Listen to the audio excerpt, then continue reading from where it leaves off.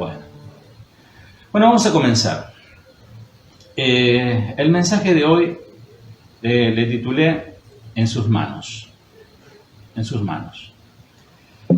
Y antes de comenzar, quiero decir algo. Reflexionando un poco, meditando. Sé que casi con seguridad, como pasa siempre, algunos amados hermanos, luego que finalice este sermón, amablemente y por gentileza, y de seguro sinceramente, podrán decir: qué hermosa palabra, qué buen mensaje, qué bendición. Hoy fui confrontado, Dios me habló. Pero más allá de todas expresiones que son válidas, que son sinceras, hago un llamado a todos, a toda la iglesia. Si vos te consideras iglesia del Señor, hago un llamado a tomar en esta noche una decisión definitiva, a rectificarse o ratificarse. Si estás fuera del orden de Dios, de la voluntad de Dios, que puedas rectificar tu camino. Y si estás en la voluntad de Dios, ratificar. Nunca nos sintamos que ya estamos superados, ya en el espiritualómetro marcamos 100 y estamos allí, de ahí nadie nos baja, ¿no? Amados, el target, la vara es muy alta. Tenemos que tener la mente de Cristo, tenemos que ser igual a Cristo, tengan el mismo sentir que tuvo Él. Entonces la vara es demasiado alta. Entonces no te conformes con recibir lo que recibiste, sino que comenzá a madurar, a consagrarte, a crecer en Dios. Dice la palabra del Señor, si me traes agua, lee. Primera de Pedro 4:17, voy a leer varios textos antes de comenzar, esto es a modo de introducción. Primera de Pedro 4:17 al 18. Y también meditaba, mientras preparaba este mensaje, meditaba en esta palabra. Porque es tiempo de que el juicio comience por la casa de Dios. Y si primero comienza por nosotros, ¿cuál será el fin de todos aquellos que no obedecen al Evangelio de Dios? Y si el justo, miren, amados, si hay un texto que da pavor, este es uno de ellos. Y si el justo con dificultad se salva, ¿en dónde aparecerá el impío y el pecador? Dice la versión Biblia, lenguaje sencillo: ha llegado ya el momento de que Dios juzgue a todos y de que empiece por juzgar a su propio pueblo. Y si empieza por nosotros y nos hace sufrir así, imagínense lo que les espera a los que no obedecen la palabra de Dios. Y si con dificultad se salvan los que hacen el bien, ya se pueden imaginar lo que les pasará a los malvados y a los pecadores. Esta referencia no es respecto a la iglesia, hablando del juicio final, sino que habla de la disciplina purificadora de Dios. No es que, porque podés malinterpretar el texto y podrías pensar, bueno, yo tengo que hacer, hay muchas dificultades y voy a ver si llego y me salvo, porque con dificultades el justo se salva. No, lo que está hablando aquí es el concepto de la disciplina purificadora de Dios, que no todos la soportan.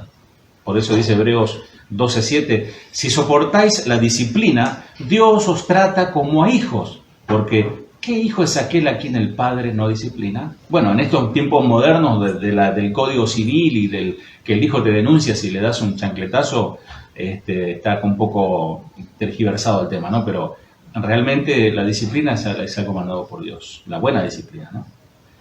En su justa medida, en su justo juicio. A menudo Dios permite que las consecuencias del pecado sigan su curso, aún con los creyentes, aún con los cristianos. Por eso hay varias razones por esta situación. Porque la persona que está en pecado, el cristiano que está en pecado, con dificultad se salva, a base de pruebas, a base de disciplina. Hay un riesgo. Ahí viene el dilema de, ¿se pierde la salvación? Me gusta siempre la expresión que utiliza nuestro hermano Eduardo, el profesor de nuestra iglesia. La salvación no se pierde. Lo que se pierden son las personas. Uno decide abandonar la salvación. Uno decide, después de haber conocido al Señor, darle la espalda a Dios e ir por los caminos totalmente contrarios a los que Él determina en su palabra. Entonces, primera razón, el Señor permite para mostrarnos nuestra potencialidad para pecar. Amados, todos tenemos, hoy hablaba con mi esposa y ella me manifestaba esto meditando también. No hablamos, yo a ella no le comento los mensajes que preparo. A veces sí, a veces lo preparamos juntos, pero en este caso fue así. Y ella me decía que todos tenemos la potencialidad de caer. Aún el que se siente más fuerte, aún el que parece más santo, aún el que parece más sólido y más fuerte. Entonces, por eso el Señor dice, mire que el que está fuerte, mire que no caiga. Tenemos que ser humildes, por eso el Señor dice, aprended de mí que soy manso y humilde de corazón y hallaréis descanso para vuestras almas. No nos creamos super espirituales, no nos creamos superados, no nos creamos maestros de todos los demás, porque a la hora de hablar somos todos maestros, pero a la hora de actuar dejamos mucho que desear. Entonces el Señor nos disciplina. Segundo motivo por el cual es dificultoso para el cristiano salvarse, es para animarnos a alejarnos del pecado y depender cada vez más de él. Hay dos alternativas, o te agarrás bien del pecado, o practicás, te transformás en un practicante del pecado, o te aferras fuertemente a Cristo. Tercero, para prepararnos a fin de enfrentarnos, porque Él sabe que nos vamos a enfrentar a otras tentaciones, y Él dice que de la tentación tenemos que huir. Entonces, tenemos que estar sabios. Dice, de la tentación huye, no te hagas el valiente ante una tentación. Y cuarto y último, para ayudarnos a permanecer fieles y seguir dependiendo de Él. Si los creyentes necesitan ser tratados por Dios, va a ser a base de disciplina. Y muchas veces, déjame decirte, muchas veces va a ser inclusive con la muerte. No hay duda de que muchos que se nos han adelantado, o algunos como vos quieras, han sido llevados por el Señor antes de tiempo, para que en definitiva sus almas no se pierdan. Entonces dice, ¿qué le queda al impío? ¿Qué le queda al pecador? ¿Cuánto más recibirán los no creyentes? Los no creyentes no recibirán disciplina, porque Dios castiga a sus hijos. Los no creyentes recibirán juicio de Dios. Si los creyentes con dificultad se salvan, es gracia a la misericordia de Dios, amado. ¿Qué oportunidad tienen aquellos que rechazan permanentemente, constantemente a Cristo? Los bastardos no reciben disciplina, sino juicio, por rechazar ser adoptados, y esa palabra, márquensela, adoptados por Dios. Somos, amados, si tu papá te abandonó, tu mamá te abandonó, como en mi caso, mi madre me abandonó a los 5 años, yo nunca tuve relación con mi madre, y muchas veces me he sentido huérfano de madre. Un día el pastor Chuy, de esto yo se lo comentaba en persona, cómo me ministró cuando él habló sobre este texto casualmente, que él es padre de huérfanos. Y ya no tenemos que andar llorando por los rincones el día del padre, el día de la madre, y de recordar que fue injusta conmigo, fue injusto papá o mamá, sino darle gracias a Dios y aún amarlos, honrar a tu padre y a tu madre, aunque no se lo merezcan. Amado, amada, ser cristiano es estar con Dios y en Dios. Por eso el título le puse en sus manos. ¿Y cuál es la imagen que quiero dar a entender? Es la imagen del padre que sostiene la mano de su pequeño hijo o su pequeña hija, que va seguro con su hijito. Se puede tropezar, ¿nunca te pasó que llevas a tu hijito o a tu hijita o a tu sobrino, a quien sea, y por ahí va medio atolondrado y hay un pocito y que se va a caer, se va a romper la nariz, pero vos de la mano lo sostenés y lo levantás? Muchas veces, creo que todos hemos pasado por esa experiencia. Entonces, en ese sentido digo que estamos en sus manos, que estamos agarrados, como dice Pedro, asidos, agarrados de Dios.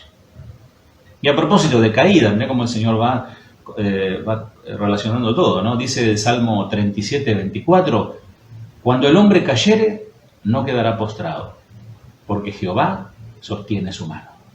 Salmo 37, 24. en sus manos. Muchas veces, al oír frases como a la buena de Dios, ¿escuchaste esa frase por ahí, Liliana? A la buena de Dios, ¿no? Es una frase, una expresión coloquial que se utiliza para indicar que algo se hace de cualquier manera. Lo hiciste a la buena de Dios. Lo hiciste sin reflexionar, sin prepararte, sin prestar atención. Lo hiciste a la buena de Dios. O la otra frase, queda en manos de Dios. ¿La escuchaste esa frase alguna vez? La última palabra la tiene Dios, te dice el médico. O queda en manos de Dios. Estas expresiones nos remiten a un estado de desolación o desesperación por alguna situación en la que no existen esperanzas, que no existen probabilidades de buenas noticias. Dice, solamente queda en manos. La última palabra la tiene Dios. Pero resulta que lo mejor que le puede pasar a una persona es estar en sus manos, pero no en el momento de la prueba, no en el momento de la dificultad, sino permanentemente en sus manos. En el hueco tibio de su mano, como esa expresión tan hermosa. Pero hablo de estar en Él permanentemente, no ser intermitentes, salir y entrar, salir y entrar, ¿no? Estar permanentemente en Él. Amados, antes éramos huérfanos, como les dije, éramos paria. Pero el Señor dice en el Salmo 68:5 que Él es padre de huérfanos. Y este es el texto que le comentaba al principio, Juan 1:12, mas a todo lo que le recibieron, a los que creen en su nombre, les dio potestad de ser hechos hijos de Dios. Le dio el poder de ser hijos de Dios. Amado, ni más ni menos que somos hijos del Rey de Reyes, del Creador del universo, del Todopoderoso, del Omnisciente, del Omnipresente, del que nadie puede vencerlo, del que nadie puede ser, no hay otro Dios fuera de él. Somos hijos de ese, así que no sé qué problema podemos tener si somos su hijo. Dice la versión Kadosh, mas a todos los que le recibieron, aquellos que ponen su confianza en su persona y su poder, Él les dio potestad de convertirse en hijos de Dios. ¿Qué implica ser hijos de Dios? Bueno, anoten ahí que voy a tirar una ráfaga de textos rápidamente.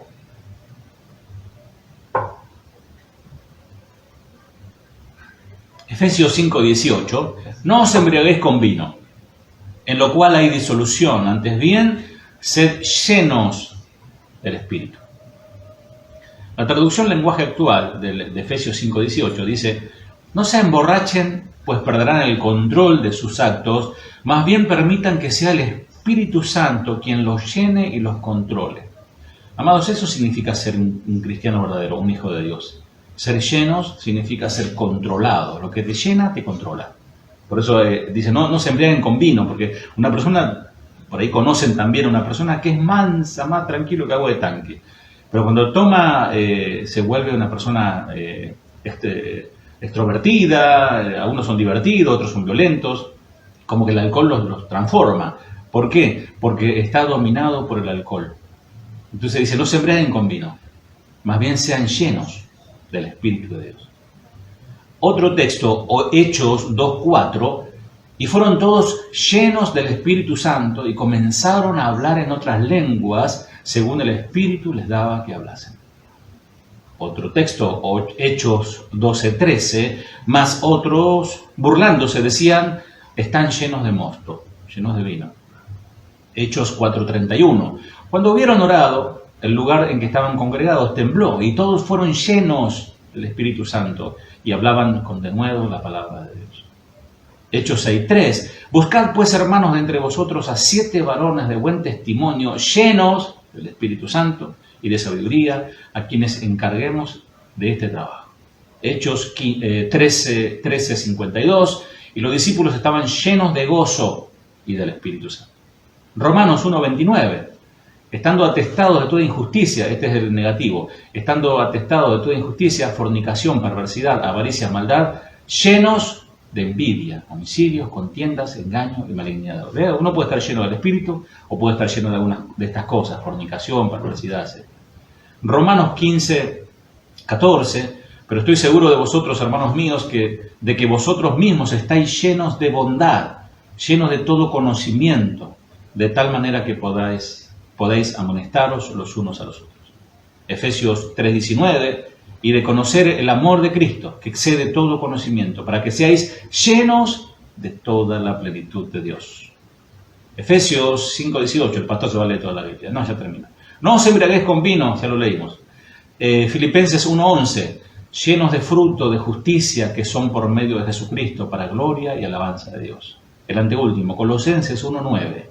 Por lo cual también nosotros, desde el día que lo oímos, no cesamos de orar por vosotros y pedir que seáis llenos del conocimiento de su voluntad en toda sabiduría e inteligencia espiritual. ¿Qué tipo de oración, no? Y la última, segunda de Pedro 2:14, esto también es una llenura negativa. Tienen los ojos llenos de adulterio, no se sacian de pecar, seducen a las almas inconstantes, tienen el corazón habituado a la codicia y son hijos de maldición. Yo quiero hacerte 3 afirmaciones acerca del contacto con Dios. Entendemos cuando hablo del contacto con Dios es estar de su mano, estar llenos de Dios. Estar, una palabra por ahí suena un poco rara, poseído por Dios, tomado por Dios, lleno de Dios. Primero, una vez que Dios toca y toma a alguien, esta no es una posesión de tiempo parcial, es de por vida. El Señor dice, ¿quién te podrá separar del amor de Cristo? Nada, ¿no? Ni la muerte, ni la vida, ni espada, ni desnudez, nada puede separarte, nada. Ni los demonios, ni los diablos, nada. El único que te puede separar del amor de Cristo, ¿sabés quién es? Vos mismo. Que el Señor nos ayude. Mirá qué poderoso que somos, ¿eh? El Señor nunca abandonará a los suyos. De su parte Él la va a cumplir hasta el final. Él te va a llamar con amor eterno. Él te va a llamar con ternura, hasta con disciplina. El Señor nunca abandonará a los suyos. Segundo, aquellos a quienes Dios posee, a quien Dios toma de su mano, Él los guarda. Nosotros podemos flaquear, podemos fallar, caer en pecados, hasta devastadores, Pero una vez que Dios nos adopta, Él nunca en la vida perderá interés en nosotros, aunque nosotros perdamos interés por Él. Una vez compartí una palabra sobre una serie sobre el amor y me estremeció una frase que dice, no hay nada que puedas hacer para que Dios deje de amarte. No hay nada que puedas hacer para que Dios deje de amarte. Qué amor tan grande, no lo merecemos, no lo merecíamos, no lo merecemos y no lo mereceremos nunca. Ojalá el Espíritu de Dios nos haga entender todo esto, para amarle más a Él y ser fiel a Él, y no haya que estar, como dice un pastor amigo, con la carretilla, ¿no? Cristianos carretilla, que estar empujándolo, hay que decirle, hermano, mira que hoy hay reunión, vas a estar, voy a ver, amados, el que ama al Señor, no ve la hora de estar en su iglesia, esta es su iglesia, ¿verdad? Entonces, Él nunca perderá interés en nosotros. Dice el Salmo 37:28, Jehová no desamparará a sus santos, para siempre serán guardados. Y tercero y último, aquellos a quienes Dios posee, aquellos a quienes Dios toma de su mano, Él los prospera para ir siempre creciendo en utilidad. Esto incluye a todos aquellos que han caído también. Aquellos que están bajoneados, como decimos nosotros, aquellos que están desalentados, aquellos que están desahuciados espiritualmente. Vos podés estar convencido de que Dios ha perdido interés por vos, pero Él está interesado por vos. La verdad es que si tenés un corazón contrito, corazón humillado, entristecido por tu pecado, vos estás siendo preparado para algo mayor. Dios usa incluso aquellas cosas con que Satanás nos pone trampas y pretende destruirnos, porque Satanás no descansa. Nosotros encontramos este patrón obrando en la vida de personas entregadas a Dios en toda la Biblia. Por eso es importante ver los ejemplos que tenemos en la palabra de Dios. Leemos que piadosos santos cayeron en faltas, pecados terribles, pero Dios no perdió interés en ellos. En cambio, Él siguió viniendo a ellos y ya en cenizas, ya no quedaban ruinas, y Él fue y los sanó. De hecho, ellos tuvieron por delante sus mejores días. Este es el punto del mensaje para vos, amado, amada. Quiero demostrarte que una vez que Dios te toma de su mano, que te toca, te librará de cada trampa satánica. Si vos acudís a Él, si vos lo llamás a Él te preservará de la furia del diablo, porque el diablo tiene furia contra nosotros. Dios hará todo en tu vida, incluyendo los fracasos, los problemas, pruebas, para prepararte para lo mejor, porque Él tiene algo mejor para los que aman a Dios. Realmente esa frase que está muy trillada, a lo mejor está por venir. Para los que aman a Dios, amados, ¿qué les parece? Nos vamos a encontrar con el Rey de Reyes. El Señor nos va a llevar con Él, vamos a estar con Él para siempre. Vaya si no es lo mejor, ¿no? Pero hablando de esta vida, que aún nos queda un tiempo todavía para estar aquí, dejemos de perder el tiempo. Dejemos de estar lamentándonos por nuestros pecados, dejemos de estar como en la calecita. Viste que en la calecita un día estás arriba, un ratito estás arriba del caballo, después va bajando y das vuelta y no avanzás para ningún lado. Son hermanos calecitas, o carrusel, como sería en México. Pensá en el tiempo cuando Dios vino a tu vida, tocando sobrenaturalmente tu alma. ¿Te acuerdas cuando conociste al Señor? Cuando el Señor hizo ese milagro. Él te llamó hacia Él y te llenó de su espíritu en ese mismo momento. Y Dios hizo un compromiso con vos. Yo te amo y te adopto. Sos mío ahora. Y súbitamente Él tomó el control de tu vida. Estabas tomado por el Señor, estabas enamorado del Señor. Y nada puede cambiar ese hecho. Vos pasaste a ser parte de Dios. De hecho, la iglesia místicamente está es un cuerpo que representa la unidad con la cabeza, que es Cristo. El cuerpo de Cristo no está mutilado, no tiene una mano ortopédica o un dedo que una vez que sale y entra, no. O un ojo de vidrio que un día está dentro y un día está afuera. No. O estás en el cuerpo o no estás en el cuerpo. Esto es 2 más 2, 4. Si nos fijemos, ¿no? Como dice el apóstol Pablo, si el Espíritu de Cristo está en nosotros. ¿Cómo te das cuenta si sos de Cristo? Y bueno, en la manera de vivir. Como decía ayer Janet a los jóvenes, tal es su corazón, tal es el hombre. Todo lo que hace es lo que hay en su mente, en su corazón. La iglesia del Señor, la cual ganó por su propia sangre. Vos sos la iglesia del Señor que Él ganó por su propia sangre. Hechos 20:28. El Señor, el creador de todo el universo, te compró a precio de su propia sangre. Y yo lo voy a retirar esto hasta que el Señor me dé aliento, hasta que el Señor me lleve. Voy a hablar de que su sangre nos salvó. La sangre significa el sacrificio, la muerte expiatoria de Jesús en la cruz. Y nada tiene poder sobre esa sangre, amado, amada. Así que vos sos propiedad de Dios. Aun cuando los poderes del infierno te seduzcan y te condenen, Satanás mismo puede tenderte una trampa infernal, puede ponerte palos en la rueda, justo cuando él piensa, a este lo tengo, a este ya lo derroté, lo conseguí. Y Dios dice, no, él es mío. Yo lo compré con sangre. Dios te adoptó, Dios me adoptó. Él es tu guardador. Él tiene un compromiso, tiene un pacto con nosotros. Preparándote ¿para qué? Para lo que Dios va a hacer con tu vida. Si no es que ya lo está haciendo. Y Dios, amado, como es infinito, lo que Él hace, sus caminos son tan altos, sus pensamientos son tan elevados, que si vos estás en Dios, no tiene límite lo que Dios puede hacer con tu vida. Ahora vamos a ver los fundamentos bíblicos de lo que estamos hablando. Consideremos a uno de los modelos, ejemplos, al líder de Israel, a Moisés. Moisés fue tomado por Dios. El Señor lo guardó a través de pruebas tras pruebas y a través de todo. Dios estaba preparando a este hombre para un gran trabajo que ni él se imaginaba. Moisés fue tocado por Dios. Moisés fue tomado por Dios. Mientras él vivía en su casa ahí en Egipto, estaba re bien. Él tenía todo el confort de un príncipe. Imagínate esto. Nunca te imaginas a Moisés así, ¿no? Moisés en una cama de oro, con marfil, piedras preciosas, sirviente aquí, sirviente, tengo ganas de comer uvas de no sé de dónde, y se la traían, quiero, no sé, tal cosa. Él era el hijo, él era un príncipe. Ahora, como resultado, él salió de su casa porque recibió el llamado de Dios. Él no se hizo el burro. Él, cuando Dios le habla, él hace lo que él tiene que hacer y usa las circunstancias, ¿no? Moisés rehusó ser llamado hijo del faraón en su momento.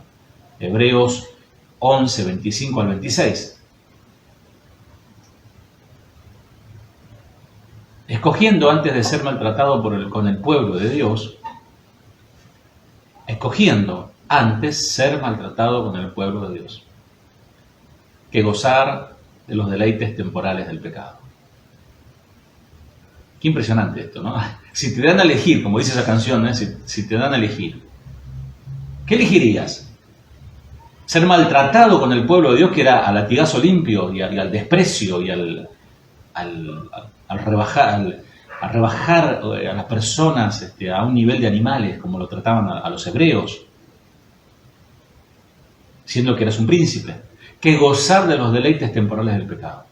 Es que cuando Moisés recibe la revelación de Cristo, por eso dice, Moisés no estuvo en los tiempos de Cristo, pero tuvo la revelación por el Espíritu de Cristo, porque dice, leemos todo, Hebreos 11, 25, 26, escogiendo antes de ser maltratado con el pueblo de Dios, que gozar de los deleites temporales del pecado, teniendo por riquezas el vituperio de Cristo. Ahí está, el sacrificio, la burla, la crucifixión, el menosprecio a Cristo.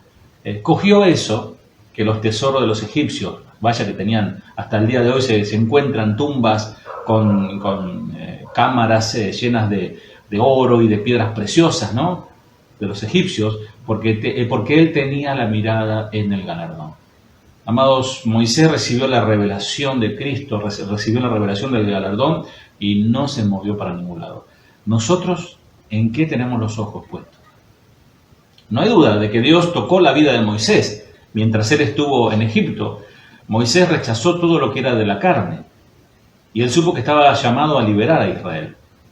De hecho, él asumió que los israelitas le reconocerían como libertador cuando él mata al egipcio.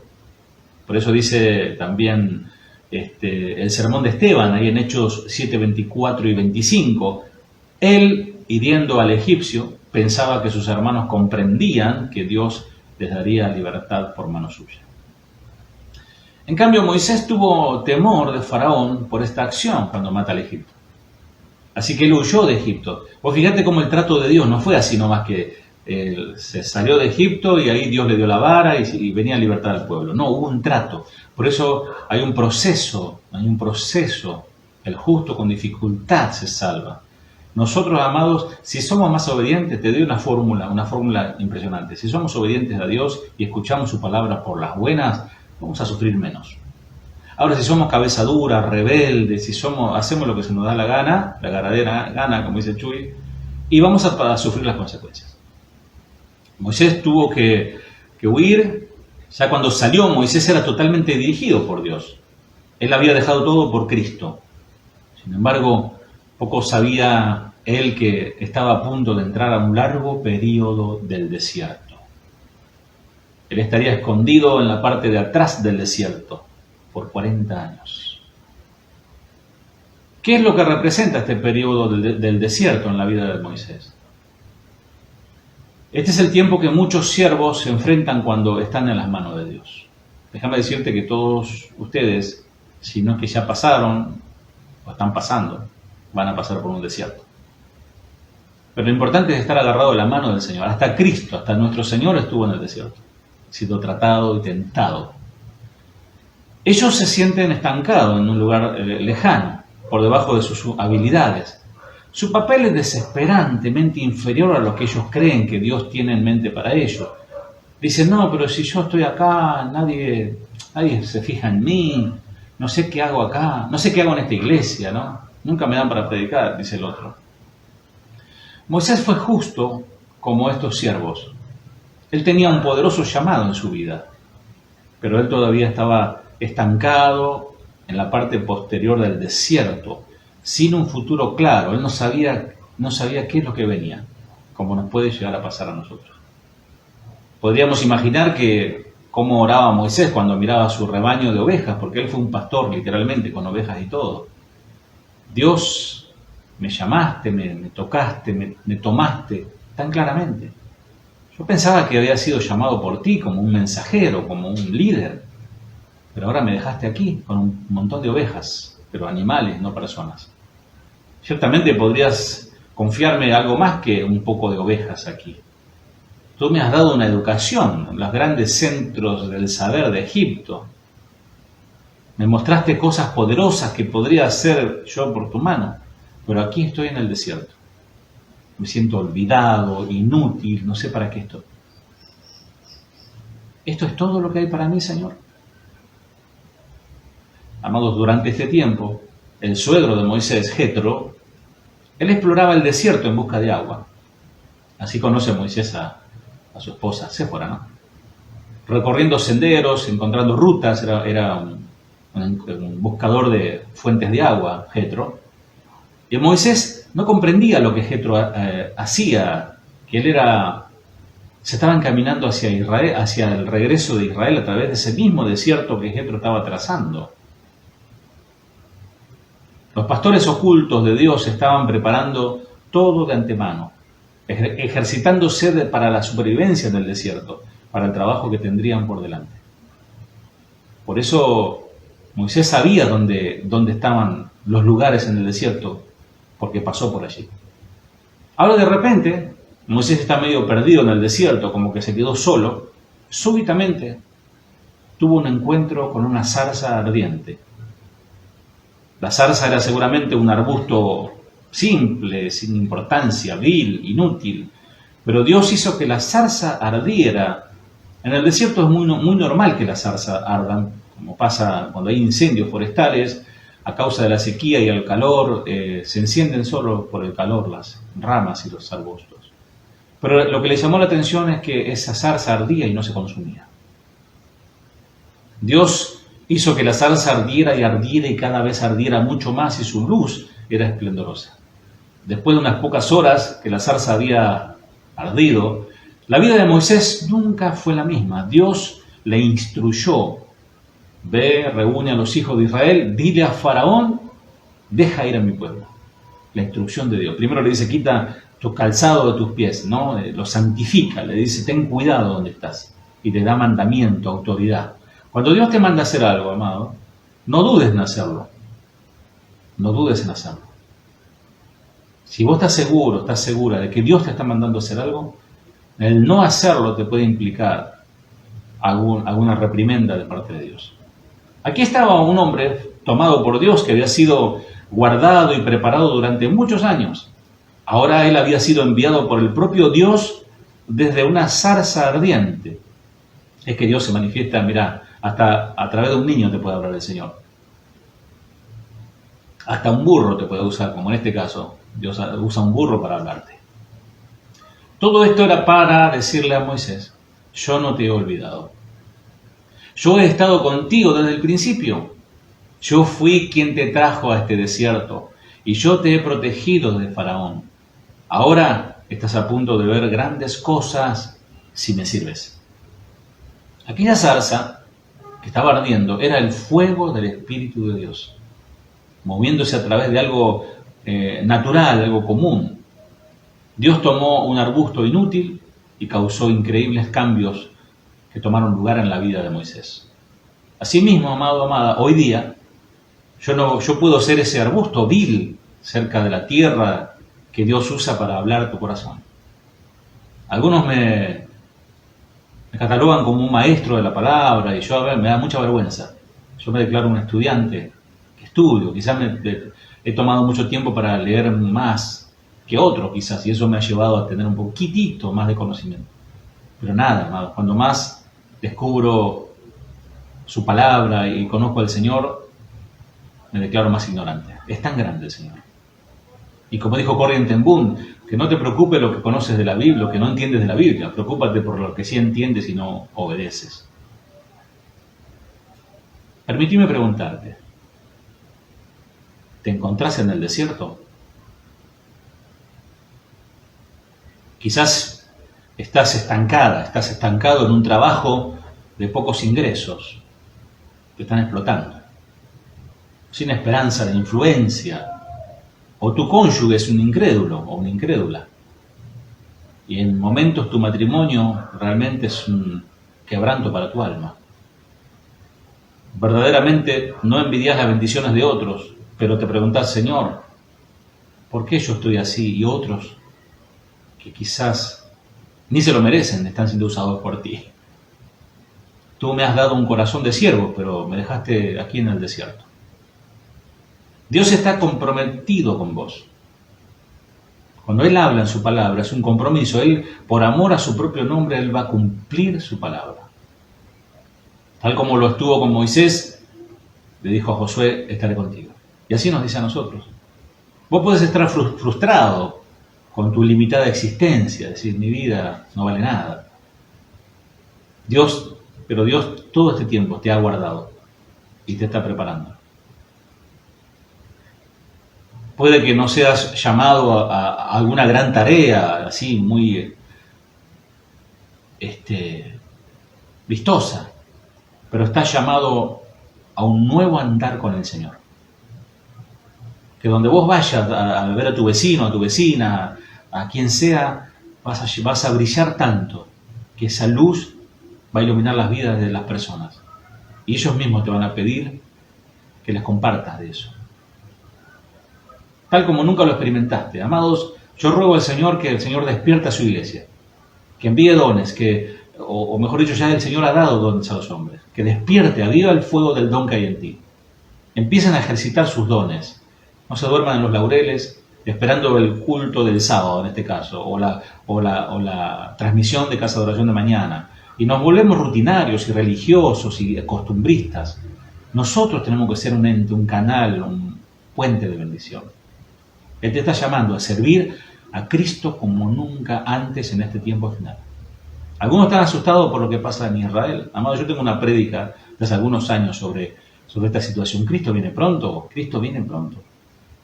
Pero realmente no tenemos que estar mirando CNN para poner nuestros corazones a cuentas con Dios. Tenemos que ir y tomarnos de la mano de Dios y ponernos a cuentas con Él. Tu papel es simplemente creer que Dios te llevará a lugares que nunca pensaste.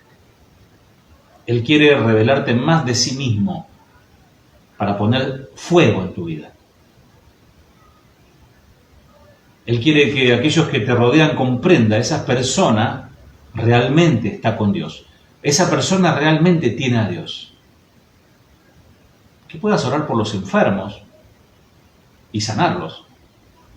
Porque dice su palabra que Él repartió dones a los hombres. Pero no para hacer un despliegue de dones y decir yo tengo este don y soy famoso o lo voy a explotar. Sino que el fin de todo es predicar a Cristo. Y cuando comiences a buscarle con intensidad, comenzarás a ver milagros tras milagros. Vas a ser transformado en un nuevo hombre, una nueva mujer. Y todo eso será porque estás en sus manos. Tus mejores días aún están por delante, amado, amada. Viví el día a día. Quizás sea mañana, pasado mañana, la semana que viene, el mes que viene, el año que viene. No lo sabemos. Pero prepárate para eso. Comenzad desde hoy. Por eso mi llamado a la reflexión y insto a esto. Que hoy sea un día de toma de decisiones. Otro ejemplo, David. Igual, vaya que le podemos sacar el cuero a David, ¿no? David tuvo una feroz batalla en su corazón contra la lujuria. La lujuria es un deseo desmedido, puede ser en perversiones sexuales o puede ser el dinero, puede ser muchas cosas. Aquí estaba un guerrero que mataba gigantes, un salmista ungido, sabía tañir bien su instrumento, un poderoso rey usado para gobernar al pueblo de Dios. El Señor mismo llamó a David un hombre conforme a su corazón. Ese título no lo tiene cualquiera. Y aún estando en ese nivel, en esas alturas de las bendiciones y del favor de Dios, David fue sorprendido por un violento ataque de lujuria. Por eso, amados, cuando más arriba estés en las manos del Señor, cuando vos digas, estoy en la gloria, estoy bendecido y en victoria. Cuando más estés así, amado, más sometete humildemente, con mansedumbre, en las manos del Señor. Decir, Señor, no soy nada, tú eres todo en mí. Este virtuoso rey había conquistado una seguidilla de victorias sobre enemigo tras enemigos. Él había recuperado y había restituido el arca y había recibido una promesa del Señor para su descendencia eternamente, porque dice la Escritura en 2 de Samuel 8:14, y Jehová dio la victoria a David por donde quiera que fue. A donde David iba, ganaba. Entonces, un día David miró a Betsabé y fue vencido por una terrible, horrenda lujuria. Amados, alguien enseñaba por allí que Eva fue tentada por sus ojos por la codicia de un bien material, un alimento en este caso. Pero el hombre cayó por la mujer. Entonces los hombres, sé que hay algunos hombres por aquí, santifiquen sus ojos. Hay personas que están tan contaminados en su corazón que no pueden ver a una hermana con ojos puros. Y eso es terrible. Eso es horrible. ¿Por qué? Porque tu corazón está contaminado. Por eso hoy la reprensión del Señor. Para que puedas ponerte en la mano del Señor. Para que puedas rectificar o ratificar o tomar una decisión. Como también dijo un día Eduardo, ¿por qué no levantan su mano y deciden no seguir a Cristo? Y ya sigan su vida y sean mundanos y no manchen el nombre de Cristo. No anden diciendo que son cristianos cuando sus vidas son un desastre. Dan vergüenza al Evangelio, dan vergüenza al nombre de Cristo. Él cometió adulterio, David. Y eso te trae esperanza, ¿no? Concibiendo un hijo con Betsabé. David trató desesperadamente de ocultar su terrible pecado. Quería taparlo bajo la alfombra como de lugar. Era el rey. Algo se le iba a ocurrir. Él manipuló, hizo planes, mintió para cubrirlo. Finalmente él cayó tan bajo que ocasionó el homicidio del marido de su amante. De un hombre fiel, uno de los soldados, una de las élites. Soldado era un Rambo, Urías el Eteo. Un guerrero fiel. El horrible pecado de David hoy aparecería en los titulares de cualquier noticiero, en los muros de Facebook y por todos lados los videos mostrando, tenemos las últimas imágenes de David con Betsabé.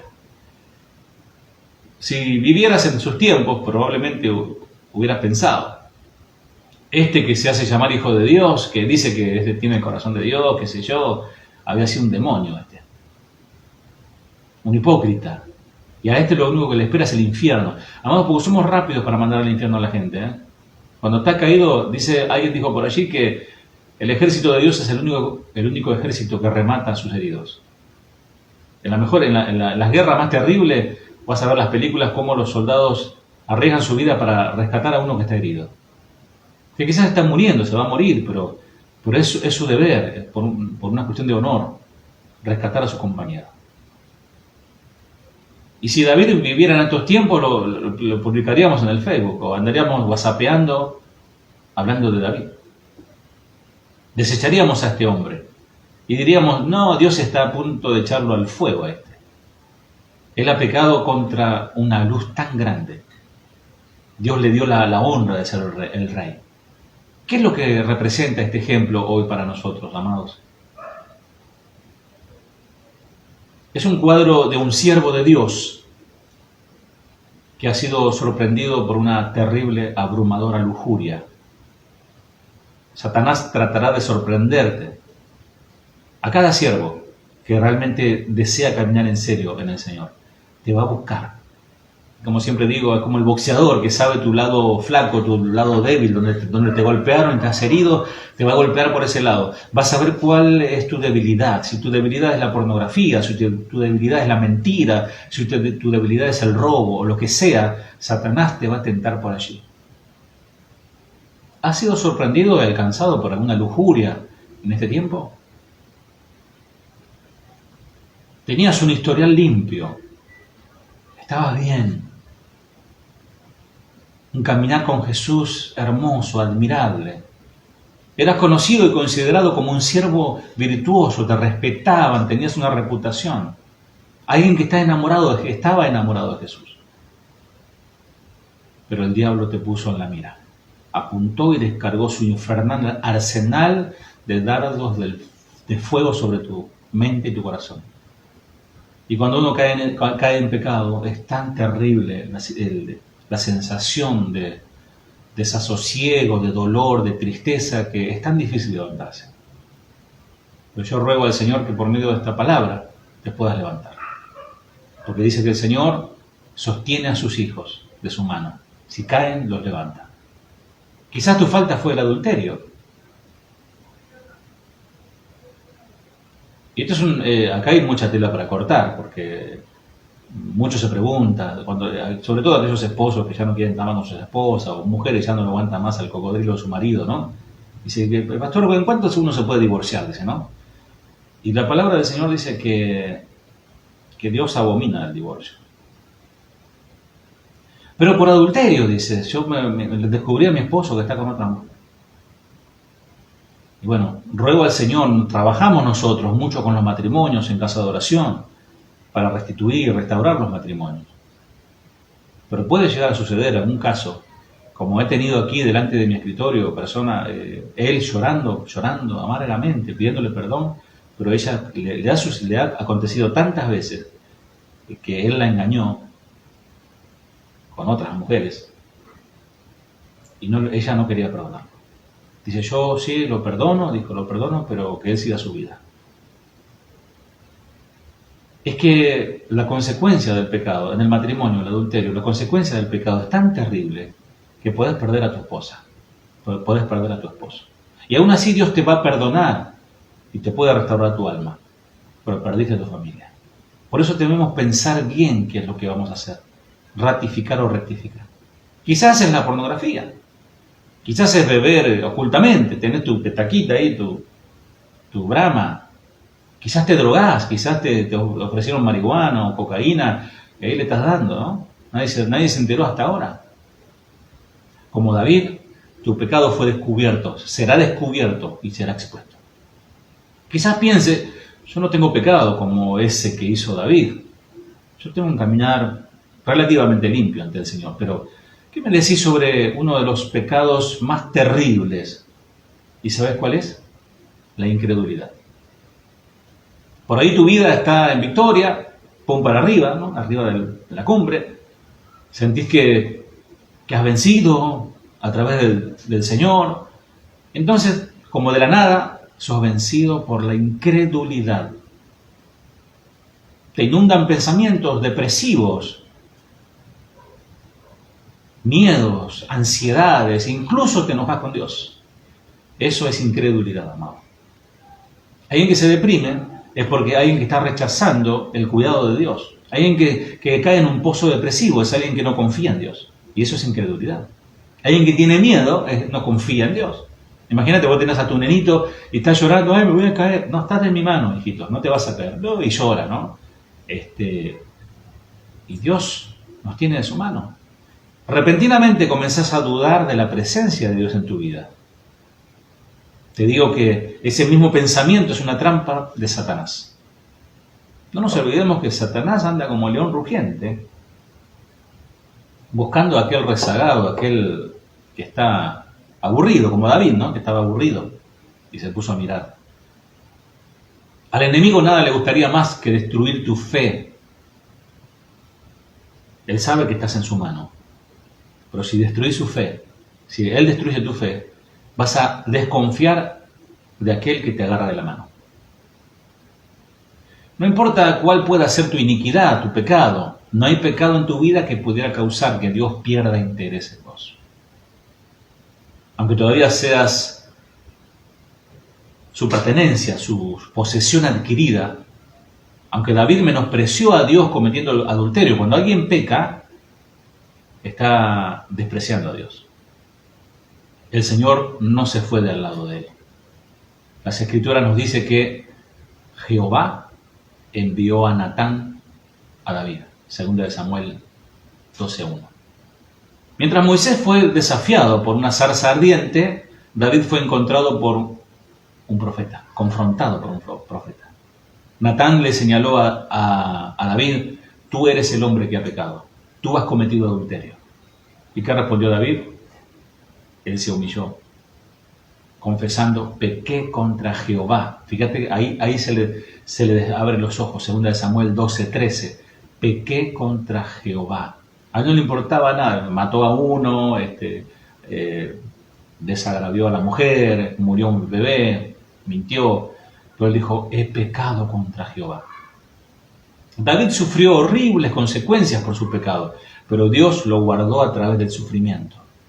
Después de que Natán confrontó a David, él dijo al rey: también Jehová ha remitido tu pecado. En tiempo de la ley, miren, el Señor aplica la gracia, ahí en 2 Samuel 12:13. En realidad, David estaba siendo preparado para un ministerio aún mayor después de su caída. Su voz se oyó en la tierra, pero como nunca antes. Hoy leemos su palabra escrita en los Salmos. De hecho, las palabras de Dios reveló a David a través de esa prueba. Hoy se predica sobre eso, y hoy estamos predicando sobre eso. Tristemente, otro personaje como Saúl, el rey anterior a David, no fue guardado como David. ¿Porque Dios hace acepción de personas? No, porque Saúl se soltó de la mano de Dios. Saúl también fue tocado poderosamente por Dios, poseído por su espíritu. Pero Saúl desobedeció todas las palabras que el profeta Samuel, que su pastor, le hablaba. En lugar de humillarse, se puso picudo, comenzó a decir cosas. Saúl creció en amargura e ira hacia Dios y hacia su profeta también. El Señor trató de alcanzar a Saúl nuevamente en Ramá, derramando su espíritu sobre él. Pero Saúl se cerró aún más. Al final dejó a Dios completamente Saúl, y se volvió a consultar a una bruja. Qué bajo puede caer uno, ¿no? El hecho es, Dios nunca te dejará. Si te enredas en pecados, Él te enfrentará cara a cara, como hizo con Moisés, con la zarza, como hizo con el profeta, con David. Trayéndote, ¿qué? Convicción de pecado. Eso es lo que hace su palabra. Por eso yo te digo, yo no quiero que la pases bien en este sentido. Ay, la palabra me gustó. A veces me dicen, la pasé muy bien en la iglesia. Yo no quiero que la pases bien. Yo quiero que la pases mal. En el sentido de que la palabra te incomode, que la palabra haga algo, no vuelva vacía de tu corazón. Trayéndote convicción. Una palabra profética. Yo nunca me he proclamado como un profeta. No soy profeta, pero ahora yo sé que sirvo como un profeta a muchos que están escuchando en esta noche este mensaje. Y vengo a ser como tu Natán, molesto, odioso, porque no hay nada peor que cuando alguien está en falta que se le digan las cosas, porque matan al mensajero. Natán, cuando fue a verlo a David, él corría el riesgo de que su cabeza rodara por el suelo. ¿Quién era él para venir a hablarle hacia un rey? Él se jugaba su cabeza, literalmente, Natán. Y yo te declaro hoy, si confesás y abandonás tu pecado, no solo confesás, sino confesás y abandonás tu pecado, si confías en que Dios guardará sus promesas en tu vida, no tenés incredulidad, no solo serás perdonado, perdonada y restaurado, sino que tus días serán fructíferos y mejores, te lo garantizo, de aquí en adelante. Vemos otro ejemplo. Pedro, otro que bien baila, dijo el chaqueño, ¿no? Este discípulo, tomado por Dios, cometió el peor de todos los pecados. Una cosa fue para Moisés escapar y esconderse de Dios. Otra cosa fue para David despreciar al Señor, pero lo peor de todo, Pedro negó conocer a Cristo e incluso renegó de su Jesús. Es insólito porque analizando esto, cuando vos estudias esto, todo el mundo sabía quién era Jesús. Fue muy notorio, como decían los caminantes de Maús, fue muy notorio lo que pasó en Jerusalén. No había nadie que ignorara sobre Jesús. Pero el único que dijo que no lo conocía era el que estaba más cerca de él. Y a veces actuamos así, con nuestros hechos. Por eso dice, con sus labios me honra, pero su corazón está lejos de mí. Jesús había dicho a su buen amigo Pedro que era una piedra. El intrépido discípulo incluso había caminado en el agua con el Señor. Y él había jurado audazmente que moriría por sus maestros. Aunque todo esto te nieguen, yo no te voy a negar. Justo después, cuando Pedro fue acusado de ser un discípulo de Cristo, él respondió con estas palabras: no conozco al hombre, dijo. Mateo 26, 72. Y cuando la gente insistió, porque ahí vieron que esto no queda ahí, entonces él, Pedro, en 26, 74, comenzó a maldecir y a jurar: no conozco al hombre. Amados, cuando alguien que es cristiano, o es cristino, como dice el otro, ¿no? O es cristianoide, en el mundo habla las malas palabras que habla el mundo, para que no lo confundan con cristiano, que es un fanático loquito religioso, ¿no? Entonces cuando va a la iglesia se pone en la Biblia y dice amén, aleluya, el lenguaje evangélico, ¿no? Y Pedro quiso hacer exactamente lo mismo. Él quiso hablar como el vulgo, él comenzó a decir malas palabras para que no lo confundan con Jesús, que no se halló engaño en su boca. ¿Puedes imaginarte esta terrible situación? Si hubiéramos conocido a Pedro en ese momento, habríamos pensado: Pedro es un falso, es un apóstata, un mentiroso, un traidor. Él ha maldecido en el mismo rostro a Dios y ha negado a Jesús, ayudando a él, colaborando a que lo envíen a la cruz. No hay esperanza para Pedro. Dios tiene que soltarlo, Dios tiene que mandarlo al abismo. A estas alturas del mensaje, ¿te sentís identificado? ¿Identificada? El diablo debe haberse gozado con la ruina de Pedro. Estaba en el suelo Pedro, gritando: ya te tengo, quizá decía el diablo. Ahora sos mío. Pero Dios no había soltado a Pedro. Estaba con él. Él guardó a Pedro y él proclamó: no, Satanás, él es mi propiedad. Vas a ver lo que hago con él.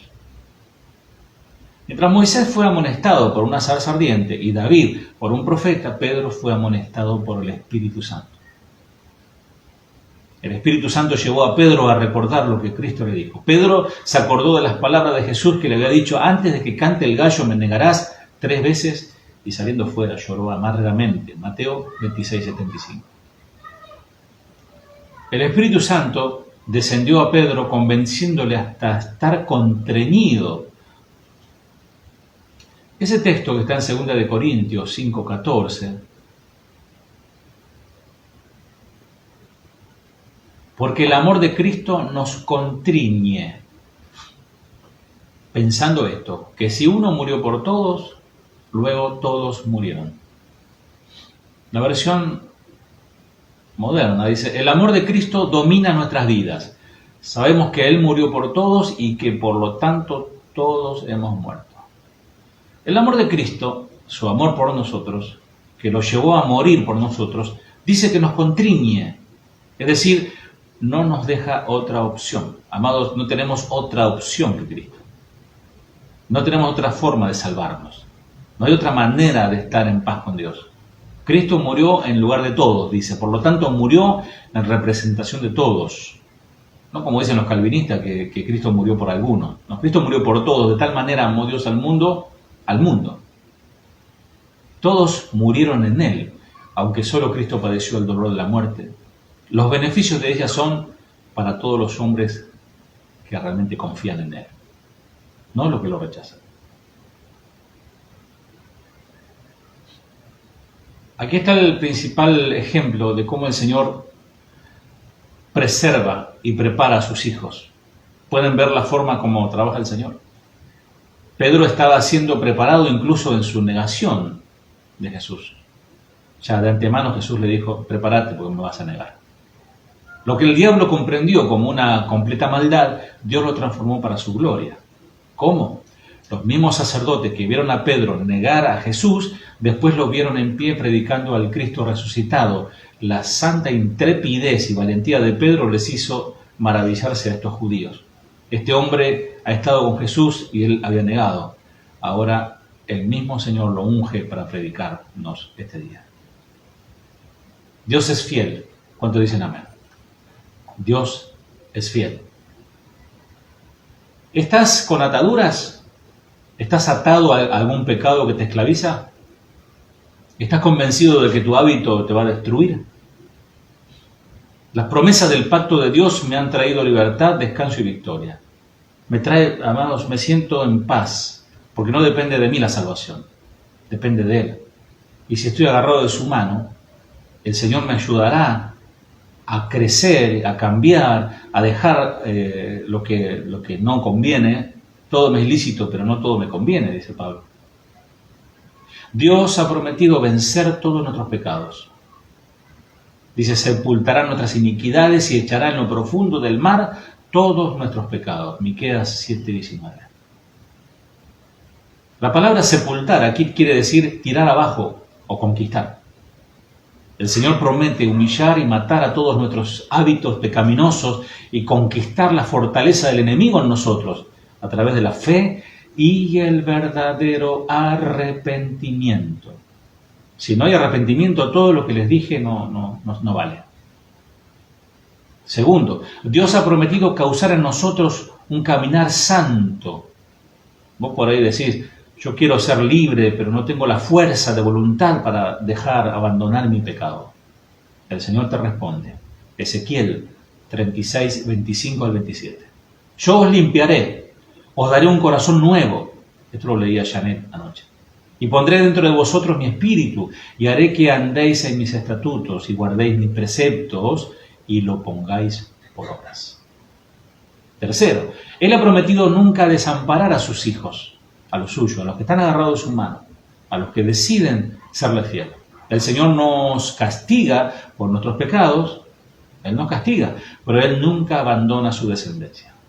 Dice el Salmo 89, 31 al 36, si profanaren mis estatutos y no guardaren mis mandamientos, entonces castigaré con vara su rebelión, mas no quitaré de él mi misericordia, ni falsearé mi verdad. No olvidaré mi pacto, ni mudaré lo que ha salido de mis labios. Su descendencia será para siempre y su trono como el sol delante de mí. Amado, esta promesa obviamente para Israel, pero también aplica para nosotros. Cuarto, Él ha prometido poner su temor en nuestros corazones. Jeremías 32:40. Pondré mi temor en el corazón de ellos para que no se aparten de mí. Repito, pondré mi temor en el corazón de ellos para que no se aparten de mí. En este momento quiero hablar directamente a tu corazón. Aquellos que están luchando con pecados secretos, desesperados, fatigados espiritualmente, porque es una lucha.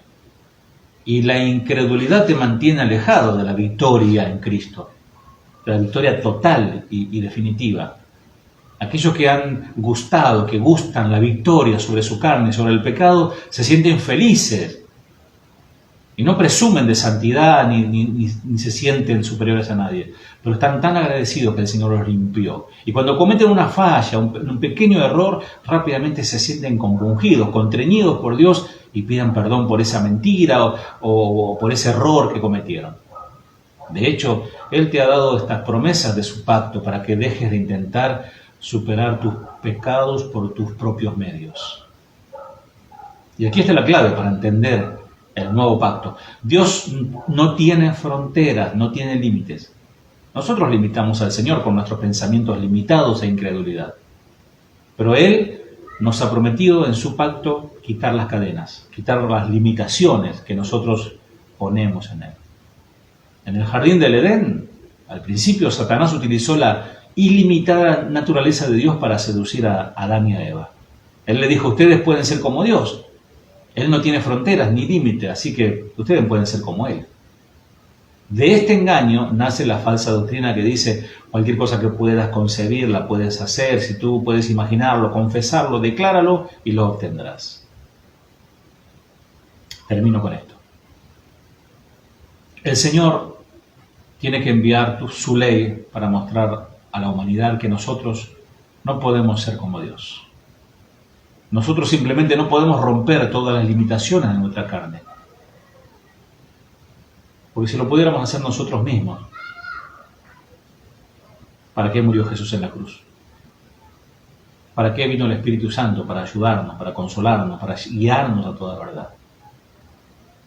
El problema es cuando el Espíritu Santo nos habla, como en este caso, nos golpea el corazón y nos ponemos duros, nos resistimos al Espíritu de Dios, ahí sí estamos en problema, porque estamos despreciando al único que nos puede salvar. Así que el Señor usó su ley para ayudarnos a reconocer nuestra completa debilidad. Jesús también demostró esta verdad. Él se autolimitó con las limitaciones de la carne, diciendo, fuera del Padre nada puedo hacer, dijo él. Cristo también vino a revelar que cualquier creyente confiado puede entrar en la siguiente promesa del pacto. Yo seré tu Dios, sin límites y sin fronteras. Podés pensar que tu cónyuge inconverso nunca va a venir a Jesús, pero Dios dice, me estás limitando. Yo no tengo límites, no hay imposible para mí. El problema es que muchas veces las esposas cristianas le llenan la cabeza al marido hablándole mal del pastor, de la iglesia, de todos los problemas internos que hay en la iglesia, y el marido tras que no quiere saber nada con Dios, menos con la iglesia. Mujeres sean sabias, maridos sean sabios con sus esposas incrédulas. Un verdadero avivamiento puede tomar lugar en cualquier momento donde el Señor le plazca. Quizás sea esta noche. Puede ser en tu casa, con tus hijos, incluso con tus seres queridos que son inconversos, que están escuchando este mensaje. Y Dios puede destruir la impiedad, puede destruir las adicciones, la pornografía, cualquier cosa en este mismo momento. Con tan solo decirle al Señor, ayúdame. Toma mi mano, Señor. Me arrepiento, quiero cambiar, quiero rectificarme, Señor. Nuestra tarea es solamente dejar de lado que nuestra carne haga lo suyo y rendirnos a las fieles promesas del Señor. Nosotros necesitamos creerle a Él para ver los milagros. Mientras enfrentas tu propia lucha, recordad que el Señor no te dejará. Él te llama su amigo, ya no su sirviente. Y Él todavía tiene su mano sobre tu vida. ¿Lo crees así? Aunque no te lo merezcas. Como David, como Pedro y como lo que hemos comentado. Todo lo que Él pide es un corazón arrepentido. Confianza absoluta en sus promesas. Debes, eso sí, considerar esta advertencia. Aunque Dios nunca te dejará, vos sí sos capaz de dejarlo a Él. Y eso conduce a la dureza de corazón, se encallece como el callo. Cuando alguien tiene contacto en su mano con alguna herramienta, de tanto contacto, al principio es sensible la piel y siente, pero después con tanto contacto se van encalleciendo y endureciendo. Hay personas que escuchan este tipo de mensajes mucho tiempo, están todo el día con la BBN, mañana escuchan todas las casas de oración, todas las prédicas, y el corazón se encallece, no le hace nada. Ayúdanos, Señor. Recordemos el ejemplo de Saúl. Si ese hombre endurecido se hubiera vuelto a Dios y no a una bruja, Dios lo habría salvado. Ahora mismo, y termino, enfrentás una zarza ardiente y una voz profética que te está hablando. Y yo creo realmente, firmemente, que el Espíritu Santo te está hablando a través de estas palabras hoy. Y te dice, esta es tu hora de la libertad. No sueltes este mensaje directo a tu corazón. Sin vueltas. No te permitas seguir adelante cargando algún desaliento o adormeciendo tu conciencia con esclavitud, culpabilidad, fortalezas que el mismo enemigo te ha incitado, pero que en definitiva esas fortalezas las formaste vos mismo. Pronto el Señor te conducirá a verdes pastos, a aguas frescas de reposo. De modo que ahora, por fe, recibí su amor, que te habla con ternura. No esperes el castigo. Él te habla con poder. Él te habla del perdón. Él te promete libertad. Tus mejores días todavía están por vivirse. No desperdicies el llamado del Señor. Y el último texto dice del Salmo 94:14, porque no abandonará Jehová a su pueblo, ni desamparará a sus hijos. Oramos. Padre Santo, Padre bueno, gracias por este tiempo. Señor, que tu Espíritu, Señor, haya ministrado los corazones, Padre, porque hemos leído tu palabra. Dice que la fe viene por el oír y el oír la palabra de Dios. Señor, te bendecimos, te exaltamos, te reconocemos, nos humillamos ante la poderosa mano, Señor, de Dios. Y reconocemos, Señor, que nosotros no podemos con nuestros propios medios. Hemos luchado por años, tratando de ser libres de esas cadenas de impiedad que no nos dejan ser plenamente felices. No nos dejan, Señor amado, la libertad para servirte. No nos sentimos dignos de ministrar. Algunos tienen hermosos dones, hermosos talentos, pero como incurren en pecado, se privan de servir y de ministrar a otros. Señor, que esto cambie, Padre, porque el fin se acerca. Somos protagonistas de este tiempo. La Iglesia tiene que levantarse con poder, con autoridad, para salvar las almas, Señor, y proclamar el Evangelio, proclamar, Señor, tu sacrificio, que nos ha venido, Señor, a salvar para siempre, en el nombre de Jesús. Amén.